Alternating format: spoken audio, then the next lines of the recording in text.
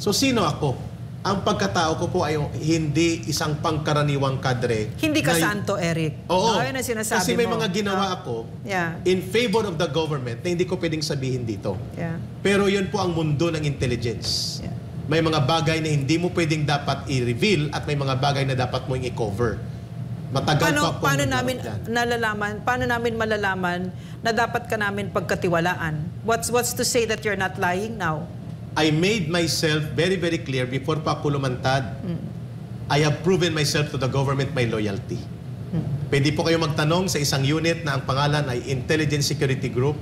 Ang tawag sa ngayon, alam naman nila yan, Army Intelligence Regiment. Ang commander po niyan ay colonel pa lang siya ng panahon na ako'y nadugtungan at alam nila kung sino at ano ako. Ngayon, ang pangalan niya ay Secretary Eduardo Anyo na. Question. So, bakit ka bumaliktad, Eric? At why are you doing this? Why are you putting yourselves on the line?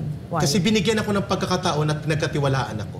Na mabubuhay ako, hindi ako ito-torture, hindi ako papatayin, mababalikan kong pamilya ko at I will be given the time and chance to redeem myself and help my country. Kaya ako nagtiwala. Thank you so much, Secretary Eduardo Anyo and the Philippine Army for giving me a new life.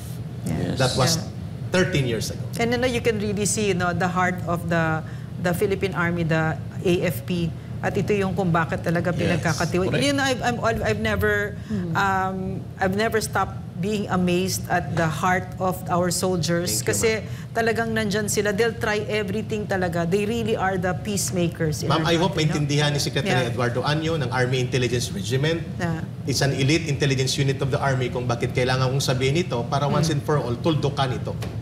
At once and for all, malalaman nyo na hindi lahat ng kadre ay pare-pareho ang buhay sa loob ng CPP, NPA, NDF.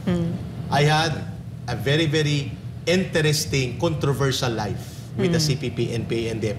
Hindi together with your wife, ha? Yeah, together with my wife na naging CPP din. Iba po ang karanasan ko sa ibang mga kadre na nakikilala nyo. Lumubog po ako sapagkat yan ay mundo ng intelligence.